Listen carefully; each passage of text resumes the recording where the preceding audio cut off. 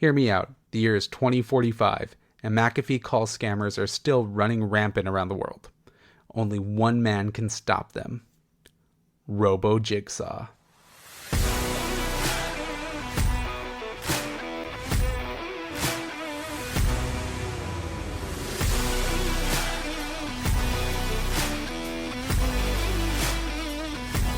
Hello, and welcome to October. You're listening to Post Credits with Gil Garcia, and today we are reviewing the final Saw film, Saw 10.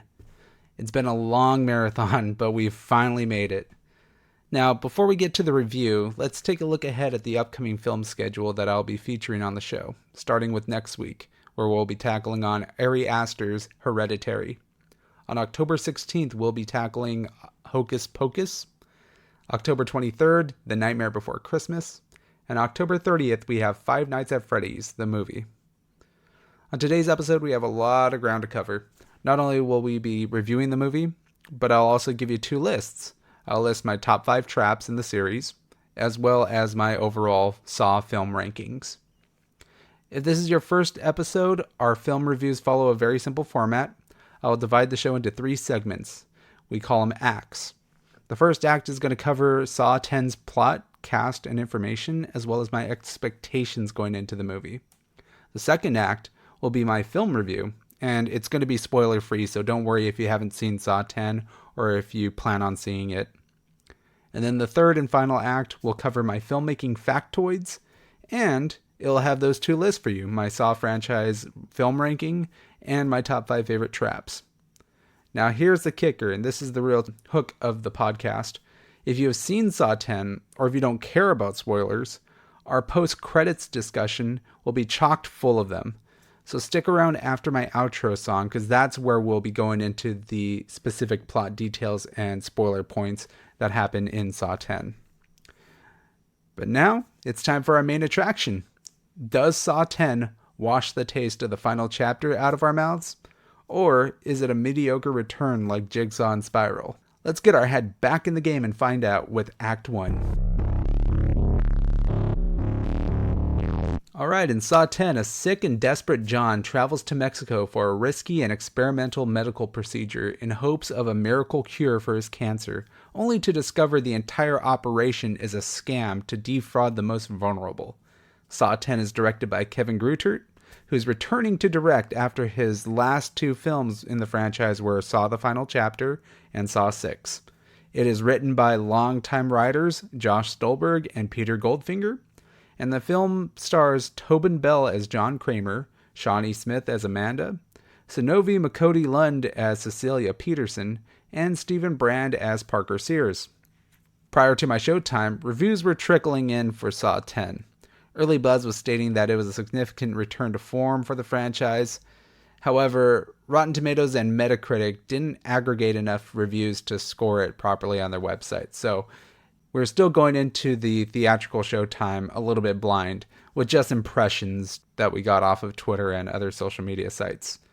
But suffice to say, my interest was piqued. From the few reviews that we did get to see, I was already very interested. People were saying that this was a return to form. Also, watching the rest of the 9 movies before this one had me significantly more hyped too. I think doing this marathon has just given me a greater appreciation for the Saw franchise overall. I kind of knew going into it that I was going to enjoy it no matter what, no matter how good or bad it was, because, dude, I've sat through and saw the final chapter, and I actually kind of enjoyed a little bit of it. It's a bad movie, but I still enjoyed it for the most part. So, I mean, that just goes to show, like, I just love being in the world of Jigsaw, and for them to make a 2023 version of what we've seen in the Saw franchise, I was already on board with it. Now, we've talked a lot this month about how Saw's been given a bad reputation for being just torture porn, so to speak, and it stems from the fact that every film from Saw 3 onwards got extremely convoluted, it got entangled with one another, and many critics and audiences eventually were just going along for the ride, just to see what kind of crazy traps and stunts they would do. But, in case you didn't know, Saw 10 takes place between 1 and 2. Now, I know the naming convention is kind of weird, so you're going to tell people, yeah, so if you're going to watch these movies in chronological order, you're going to have to go Saw 1, then Saw 10, then Saw 2, then Saw 3 and 4. It makes it kind of confusing, but trust me, Saw 10 is almost the definitive second Saw movie, if you want to think of it that way. And it makes complete sense to me, especially since it gives Stolberg and Goldfinger freedom to explore more of John's psyche. In the previous Saw movies, they killed him off so prematurely that his presence is almost severely missed through Saws 4 through 7, and especially in Jigsaw and Spiral. We really miss Tobin Bell. So naturally, the idea of a Jigsaw-focused picture was exactly what the Saw franchise desperately needed. So I can't contain my excitement anymore. Let's just get into Act 2 and review Saw 10. Alright, as it currently stands, Saw 10 is holding a certified fresh 85% badge on Rotten Tomatoes, which makes it without a doubt the highest rated film in the franchise. So congrats to Lionsgate and Kevin Gruder, they have a real winner on their hands here. The movie draws its strength from the performance of its lead actor, Tobin Bell. Here, Bell is really given the opportunity to showcase why Jigsaw is our beloved vigilante serial killer, much in the same way that Dexter was in the early 2000s. Now, the film follows his struggles to find a life-saving treatment for his brain cancer, and in his desperation, John ventures to Mexico for an experimental surgery. The surgery isn't all it's cracked up to be, as John discovers he's been scammed by a vile crew of con men. Now, I really, really liked Saw 10. It feels far more complete, far more focused, higher in quality, and just emotionally more investing than any of the previous movies. By reverting back to its roots, Saw 10 becomes a character study more than it is a by-the-numbers horror film, so to speak. We really begin to empathize with John's predicament, as time is running out for him and his work. He is given 2 months to live, and so he is just trying to live out the 2 months of his life by leaving his legacy to Amanda and Hoffman. Now, some people will point out the obvious aging that has happened to the stars of the movie. It has been nearly about 20 years since the first movie, after all. So Shawnee Smith will receive most of the criticism for this, as well as Tobin Bell. But for Tobin Bell, his age actually plays into his disheveled, deteriorating health aesthetic. Bell's appearance really made me sympathize with the grave situation that John was put in. He also gives an extremely strong performance at that. From the scenes where John is attending a cancer patient support group to his one-on-one lessons with Amanda, and Tobin Bell is truly doing something special with this character this time around. But let's not get too sappy. Jigsaw is a murderer after all. His emotional vulnerability evaporates when he's in control. That calm, cool, and calculated, intimidating presence that we've all come to know and love from Jigsaw is even more impactful in this movie because we actually get to empathize with him throughout the entire runtime. Him going from this vulnerable, openly crying old man who is at the end of his life to being this really sycophant, dark, twisted murderer. It is a nice little twist on Jigsaw that I came to appreciate. Even though he's more vulnerable emotionally, unlike any film before it, Jigsaw is also more vengeful and more angry. The victims here are way more deserving of the torture than any that we've seen before. At least since Saw 4 with the sexual predator in the hotel room. Now, speaking of victims, another big departure from any Saw movie is that this movie is solely from the perspective of Jigsaw. We don't really get to care about the participants of these traps because they're not good people. They are legitimately scums of the earth. These are people that are taking advantage of the sick, the elderly, and those that are terminally ill, and they're taking them for all that they have left. So when they're in these traps, for the first time, we're actually rooting for them to fail. We don't care or root for them to win in these traps because we know that they're just going to revert back to their old ways. And in fact, we're just hoping to see them fail. Now, in my review of Saw 6, I mentioned that William, who was the health insurance executive, went through a bit of a character journey from an unlikable opportunist of a man to begging for forgiveness for the things that he did as a healthcare provider. You know, he got pleasure in turning people down for their healthcare benefits, only to see that later on they would be the same people that would make the fate of his life. His arc makes his untimely demise tragic yet very well earned. And that was one thing I did like about Saw 6. His character arc is way more meaningful because we actually get to care and know where this character has come from, only for him to get his life snuffed out because of his tortured past. Now, Saw 10's victims are so antagonistic and adversarial of John Kramer that we develop a true hatred for them throughout the course of this film. There's no character arcs here. You tend to sympathize with them just because of the grotesque horror that's at hand. But as for the characters themselves, the personalities, the rough nature of what they're doing, you end up just saying, fuck these guys.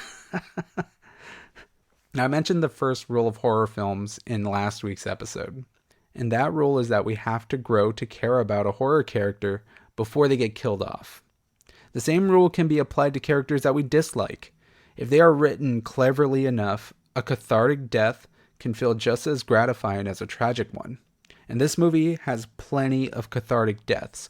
You really do hate these guys that are coming after John Kramer's life savings, and you really wish for the worst for them. The cast may not be recognizable or famous, but I think the characters of Cecilia, Gabriella, Matteo, and Valentina, they're all performed very well. And huge kudos to the actors that portray them. They were fantastic in this movie. They really got you to sympathize and hate them simultaneously at the same time. If you're a fan of the series, you obviously know what follows for John and Amanda following this movie. The story has a tight grip on the timeline of events this time around, and it does a decent job of avoiding some lore-breaking plot holes. In fact, one of the things I enjoyed about this movie the most are the references and hints at the future films. Shawnee Smith does a really good job as Amanda in this movie. Amanda's character is in her early stages of her apprenticeship with Jigsaw, so she is a lot more angrier, a lot more unhinged, and we get some intimate and emotional sequences between her and John. We do get some lessons that will later come to play in Saw 3 and Saw 2, including one where she's told to check her emotions, let go of her similarities with Gabriella, because Gabriella is also a junkie.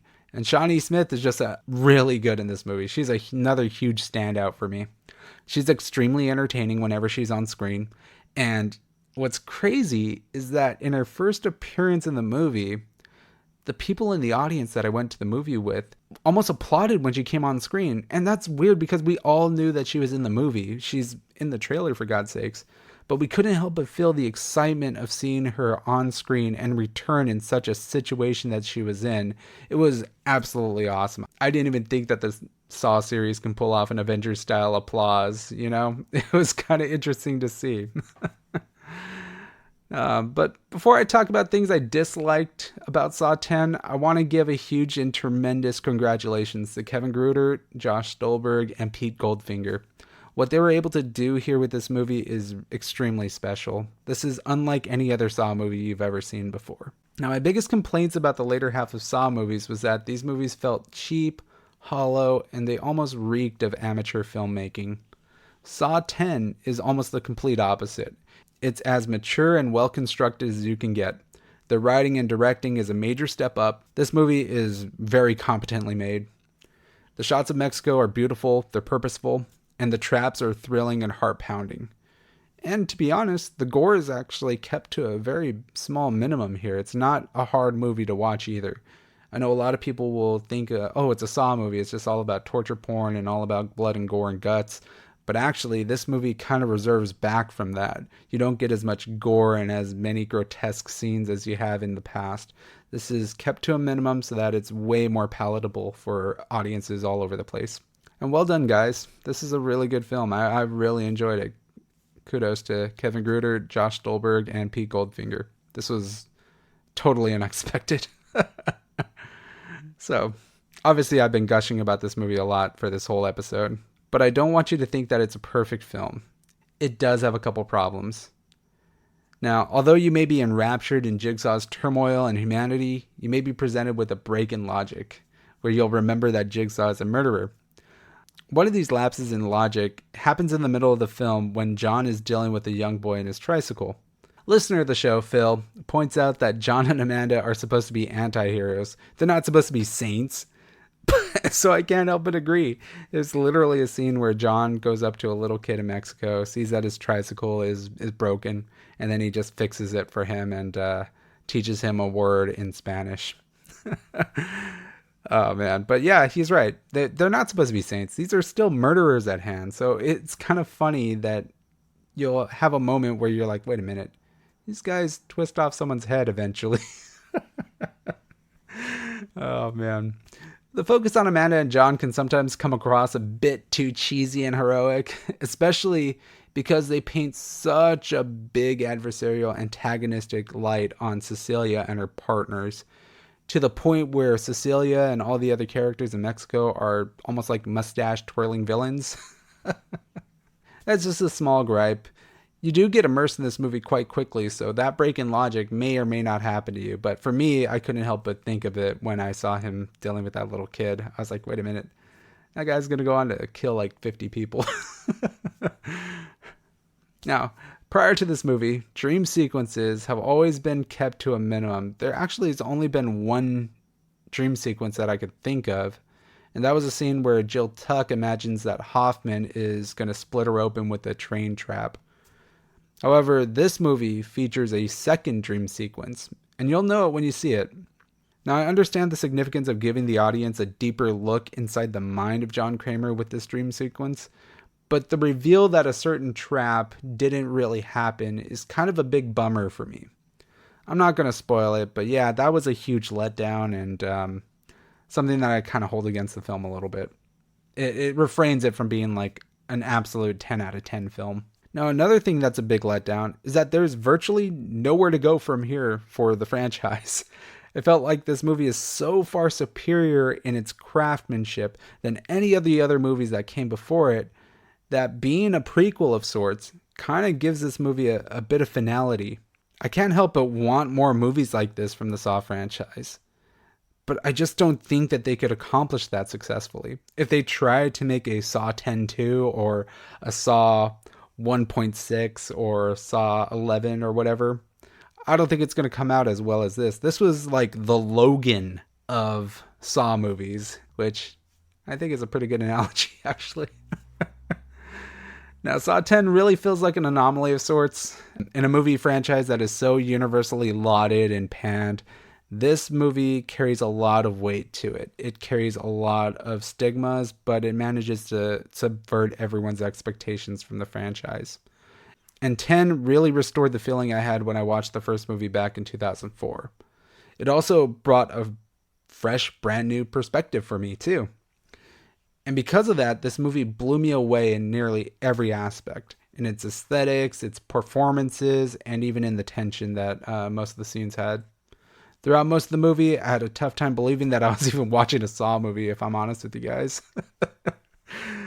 So, with all that being said, Saw 10 gets a solid 4.5 out of 5 rating from me. It feels strange to say in 2023, but I cannot endorse this movie enough. If you love the Saw franchise, you owe it to yourself to go out and watch this movie in theaters. And I'm likely going to buy this movie on 4K Blu-ray when it comes out. So, there we have it. I have officially fully reviewed all 10 Saw films. Next up, we're going to rank them all in a segment that I call Act 3.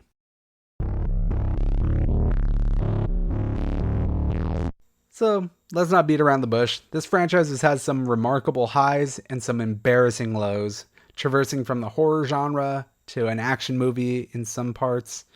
Here is my official Saw film ranking, starting from the bottom. At number 10, we have Saw 5.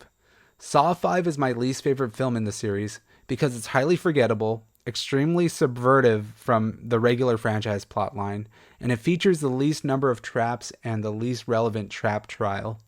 The cat and mouse between Hoffman and Strahm is fine, but there really isn't much else to the movie that's memorable.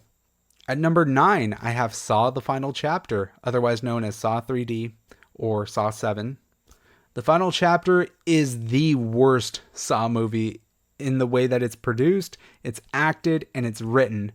However, it's so absurd and inept in the way that it's made that it's vastly more fun to watch, especially more than Saw 5 anyhow. But I couldn't help but shake the feeling that this film felt very cheap and way below the standard of other Saw films at the time. With that being said, Saw the Final Chapter is number 9. At number 8, I have Saw 4. Saw 4 isn't egregiously offensive or hard to watch, it's just very mediocre. And it follows Detective Rigg as he races to find Detective Eric Matthews. Rigg is a blank slate of a character who makes poor decision after poor decision. The finale is pretty much the only memorable part of the movie, and it marks the emergence of Detective Mark Hoffman, which is another plus, but still, it's not enough to redeem the entire film. At number 7, we have Saw 3. This movie followed a character by the name of Jeff, whose game revolves around him forgiving the people involved in the murder of his child. Jeff meanders around and fumbles his way to Jigsaw and Amanda, only to fail his test. Slow-ass motherfucking Jeff, as we call him, is a very unlikable protagonist, and it really deters from the fine story that's going on with John, Amanda, and Lynn. I bumped this film up a grade because of the awesome traps it has, including the pig vac, the rack, and the angel trap. Saw 3 could have been the final Saw movie, since it kills off Jigsaw and Amanda, but instead it serves as a singular movie that boxed the franchise into a corner. Alright, at number 6, we have Jigsaw. This is a controversial pick. A lot of horror film enthusiasts absolutely hate this film. They dislike the modernization of some of the traps and the style of the film, even retconning in Logan into knowing John Kramer before Saw 1, and that became a huge red flag for the continuity and the community of the franchise. I actually enjoyed it quite a bit. Perhaps it's recency bias since I had watched the final chapter just hours before this. I found Jigsaw to be a huge step up in production value and writing, and overall, it may have been a lackluster return for the franchise, but it was at least better off than Saw 3 and 4. At number 5, I have Saw 6. Saw 5 was such a massive disappointment for me. Saw 6, however, really stood out on my rewatch because it was so much better than 5 in my opinion. Saw 6 has a great collection of traps, one of which is going to be on my top 5, spoiler alert, a pretty good trap protagonist, and the revelations involving Mark Hoffman finally come to a head in this movie. Saw 6 is highly underrated, and it's sneakily the best of the Hoffman era. Now at number 4, we have Spiral from the Book of Saw. Another controversial pick, Spiral from the Book of Saw took a bunch of risks for the franchise, placing the viewer in the perspective of a beat cop who is thrust into a copycat jigsaw puzzle. The inclusion of Samuel L. Jackson and Chris Rock is a big pain point for most viewers. Some people think that they break the immersion of the grounded horror universe by having these big AAA actors in there, but I actually think it was a much needed injection into bringing credibility back into the brand. Your enjoyment of this film will stem on your willingness to buy into Chris Rock as a serious actor. And yes, he has some strong moments, but he also has some Razzie-worthy moments. I don't think it deters from the overall aesthetic or what they were going for in this film, and I found it to be a lot more engaging than Saws 4 through 6. So Spiral from the Book of Saw is number 4 on my list. And now for my top 3. At number 3, I have Saw 2. The more I sat on this movie, it's weird, the more I began to love it. There was even a night where I nearly convinced myself to retcon my review score from, the very first Sawtember episode. And I kind of wanted to place it above Saw 1. Ultimately, I stuck to my guns. Saw 2 is a fantastic film, and it works on a fundamental level as a worthy successor to the breakout hit that started it all. The house is an amazing setting for a series of traps, and I appreciated this installment's game within a game subversion. Some people would rank Saw 2 as number 1 on their list. I don't disagree or blame them. This movie is an absolute banger. I could probably rewatch Saw 2 hundreds of times without getting tired of it. I love this movie, but unfortunately, it is not my favorite of the series. Now, for number 2, we are back where it all began. Number 2 on my countdown is Saw, the original. 2 men, 1 bathroom, 1 way out. a complex game of wits and wills that define their character and morality. The original Saw is an absolute classic. From the low budget concept to the massive commercial success, this franchise would not have taken off if it weren't for such a unique and interesting world it built. I'll still never forget the moment that the reveal that John Kramer was laying on the floor the entire time, and it was an absolute mindfuck. This movie really is a classic horror film. Now, the number one movie on my Saw rankings list. And it's not because of recency bias. My favorite Saw film of all time is Saw 10. This isn't just because Rotten Tomatoes told me so either. I firmly believe that Saw 10 is an absolute triumph for the series. When people were asking, oh, man, why are they making another one? This movie firmly shuts them the fuck up. It gives us the best emotional story arc in the entire series while also working completely well on its own merit. Saw 10 roughly edges out Saw 1 as my favorite movie in the franchise. So that's my top 10. I want to hear from you guys. What was your personal Saw film franchise ranking? Let me know on social media and we could discuss that even further. I'm sure to have stirred up a few bees in the honeycomb with my rankings, but I stick by my rankings. I really do believe in my list. Now, of course, the series wouldn't be what it is today if it weren't for the traps. Let's take a few minutes to go over my 5 favorite traps in the Saw franchise. Starting with number 5, I have the Silent Circle from Saw: The Final Chapter. The Silent Circle is an absolutely brutal trap that required the final chapter's protagonist, Bobby, to rip a key out from his assistant's intestines. The key is tied to a fishing hook that will rip apart her stomach and intestines as he pulls it out of her throat. It would be a lot higher on the list for me if it were part of a better film, but I do appreciate it for even being in the franchise. I love the use of the decibel meter here, and the fact that she has to remain silent as he's doing this. It adds a lot of tension. It almost makes you hold your breath while you're watching the film. This was definitely the best scene in Saw: The Final Chapter, in my opinion. It blows everything else that happens in that movie way out of the water. So Saw: The Final Chapter does deserve a spot on my list just because of this trap alone.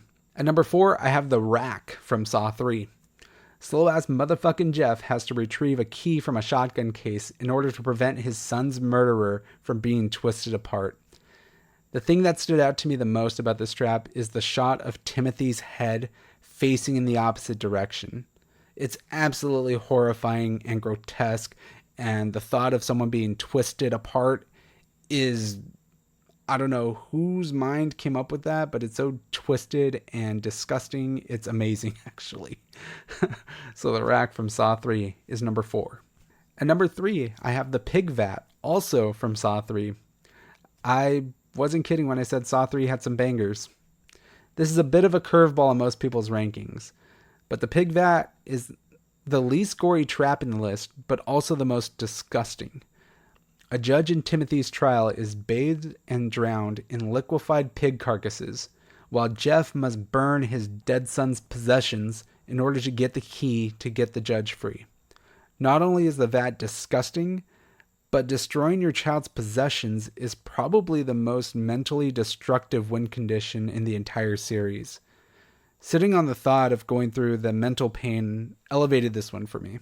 Just the thought of having to burn your kids' like soccer trophies or their favorite stuffed animal, it's really kind of tragic. And if you sit with that for a little bit, it will tend to fuck with you. That's a really horrible thing to have to do. It's absolutely phenomenal. I like this trap a lot. And the fact that it's winnable too. Jeff actually gets the judge free here, so kudos for that. At number 2, I have the needle pit from Saw 2. From the minute I saw this one again, I knew it was making the list.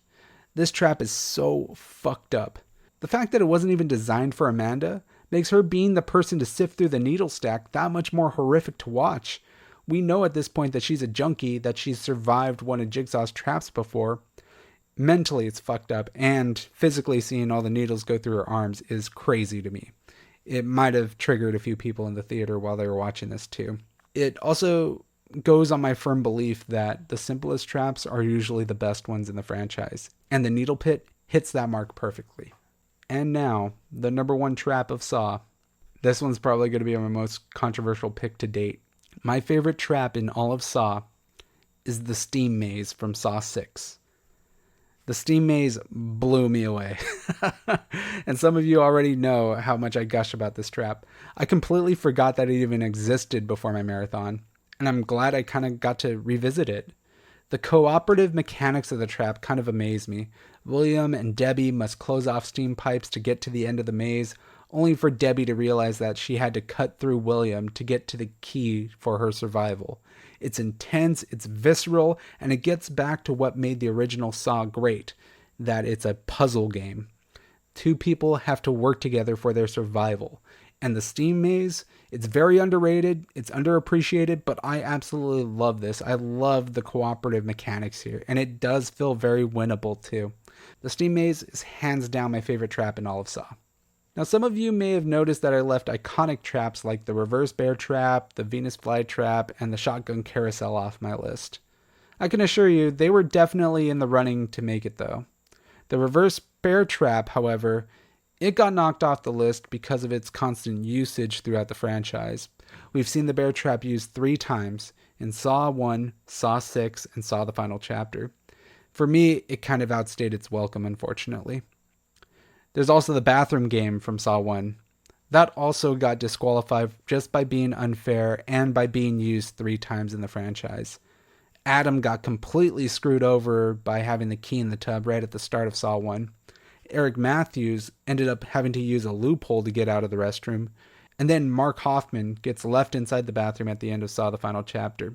It's another one where they went to the well too many times and it kind of ruined the mystique of it all.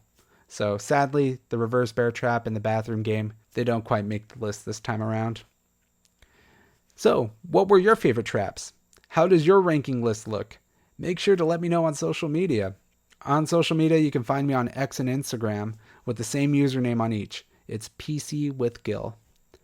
Now, there's one final thing to get to before we head to our post-credit spoiler discussion of Saw 10, and that is our filmmaking factoids. The first filmmaking factoid that I have for you is that the experimental cancer treatment that John seeks out in this film is presumably the same treatment that he sought for and was denied by the insurance company in Saw 6. This further is solidified by the fact that in Saw 6, John mentions that it's located in Norway, which is where Cecilia's father is allegedly doing his own work. That's some really cool lore building and references for any Saw fans, so I really appreciated that factoid. The eye vacuum trap. It's the first trap in the franchise designed not to kill its victim, but it's designed to maim them. Obviously, if you get your eyeball sucked out, it's going to hurt a lot and you're obviously not going to be able to see anymore, but it won't exactly kill you. It's just going to maim you, and I thought that was kind of interesting. Now, some eagle-eyed audiences may have noticed that right as the film starts, the Lionsgate logo is decidedly retro. That's because in this film, Lionsgate brought back their Red Gears logo for this film. The last time that logo was used for a movie was before Saw 3D, or the final chapter.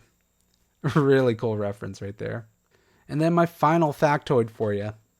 Despite his cold, mean demeanor, this is the first film in the franchise in which John Kramer openly cries on screen.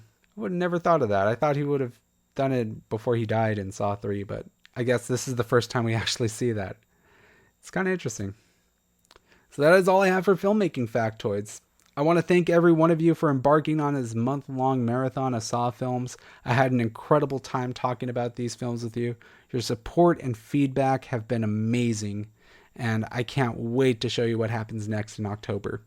Next week, we'll begin with a completely new film, and that will be Ari Aster's Hereditary. If you haven't already, make sure you are subscribed to YouTube, Apple Podcasts, and Spotify so that you don't miss an episode. If you don't want to be spoiled on Saw 10, I suggest that you pause the show right now and come back after you're done with the movie. After my outro song, we are going straight into spoilers. So, if this is it for you, I'm Gil, and I recommend you go catch a movie.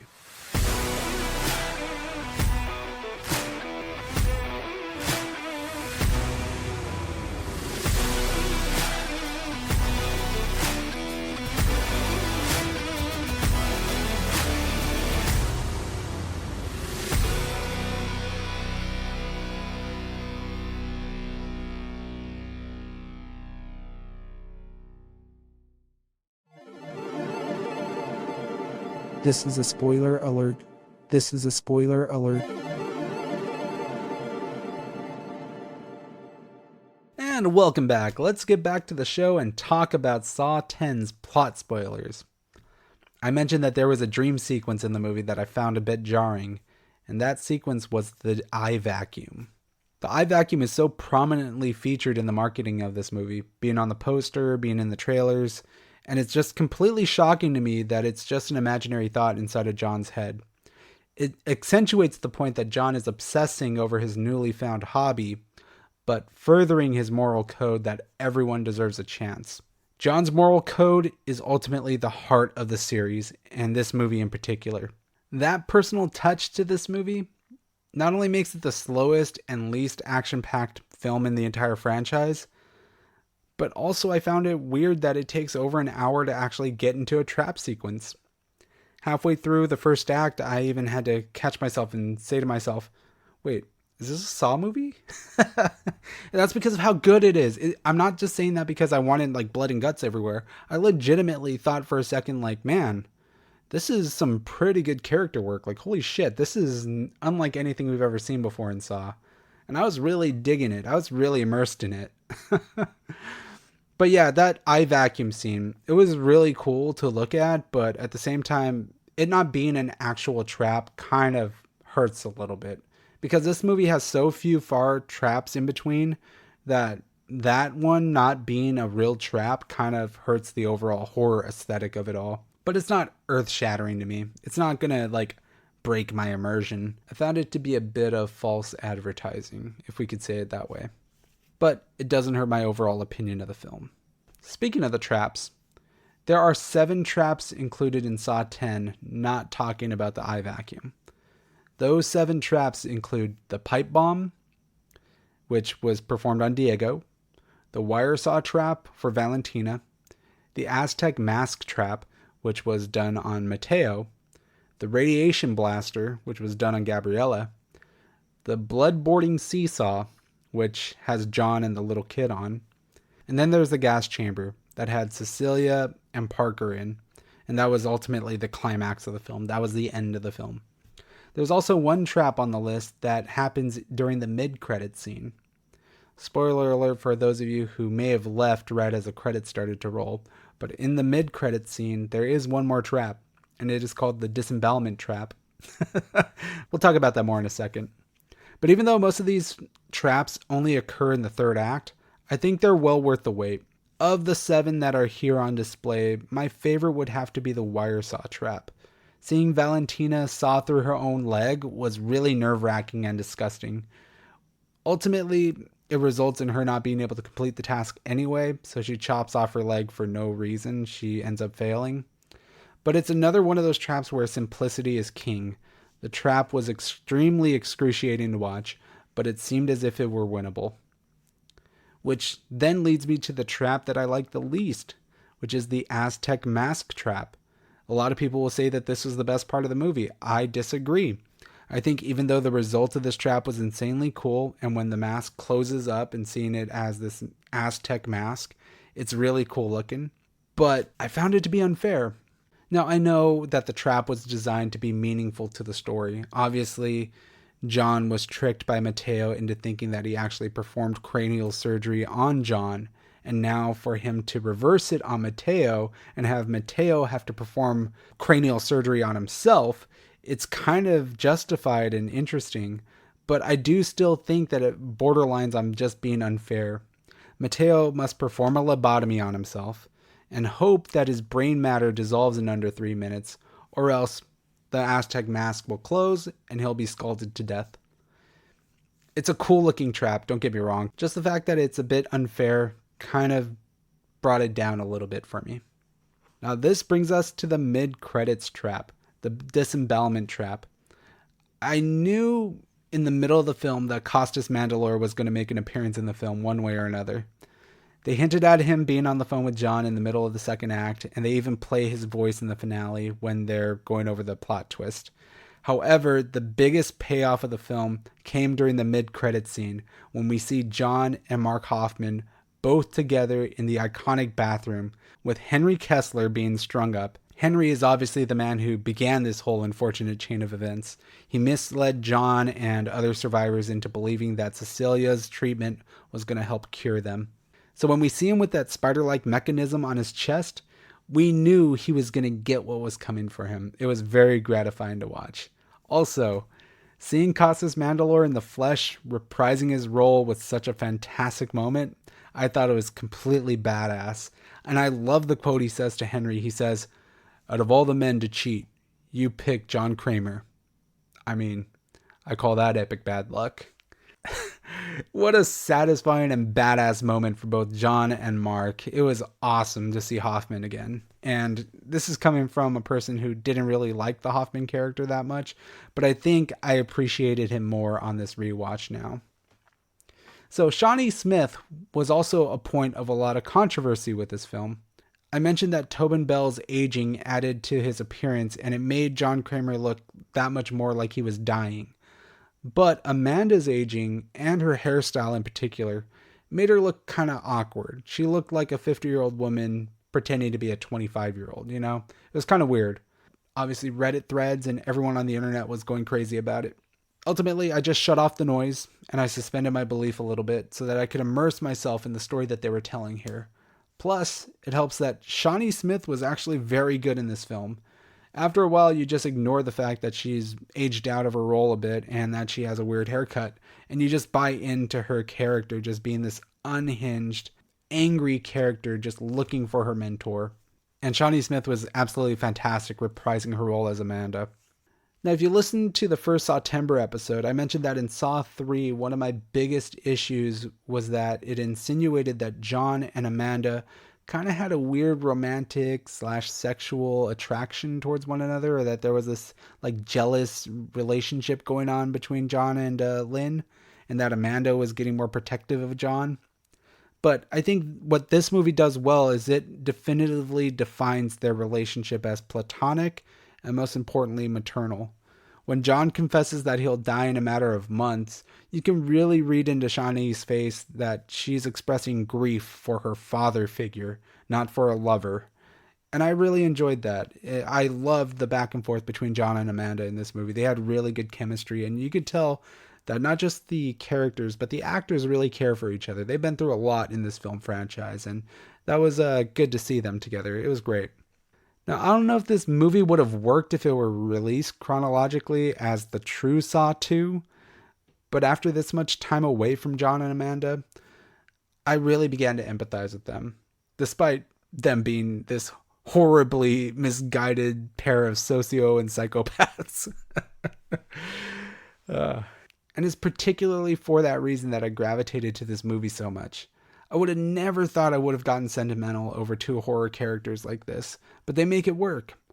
Saw really doesn't work if it doesn't include Tobin Bell, and Saw 10 gives us the most Tobin since Saw 2, and then some.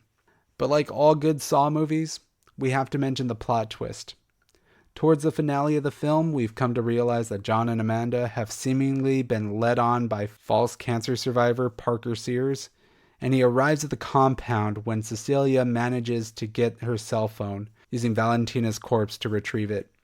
Parker Sears' deception was pretty obvious to me, but the way it plays out carried on a bit differently than I was expecting. It leads to John, for the first time ever, being placed in his own trap and getting waterboarded, along with the little boy that he met earlier in the film. The waterboarding trap looked to be about fatal for John and the child, but we learned that it was all just an elaborate calculation by Jigsaw to apprehend both Cecilia and Parker. John then locks them in the upstairs office, ventilates it with an incredibly powerful poison gas, and then leaves them to fight amongst themselves for the only breathable mouth opening. The gas then deteriorates their flesh, Parker is instantly killed, and Cecilia is left to die either by the gas or by starvation. Now, to some people, the placement of John in the trap doesn't elevate the stakes, since we all know that he's going to survive this film, because he lives on to the next two. But to me, the payoff of the twist is in its execution that the child was part of it too. It shows that Jigsaw is still a bit twisted in his mind, that he's willing to endanger a child, but also that he's cool and as calculated as ever, and that he's already a step ahead of the game each step of the way. So that is it. Bravo to Tobin Bell, Shawnee Smith, Kevin Grutert, and the writers for such an amazing turnaround for the Saw franchise. I wouldn't have expected this movie to be as meaningful and as great as it is, but they managed to pull it off. And that's going to do it for me this week. If you have any questions, remarks, or wish for me to cover something that I did miss, be sure to reach out to me on YouTube or social media. I will be back next week with Ari Aster's Hereditary. And now, I can finally say that our Saw Marathon is game over.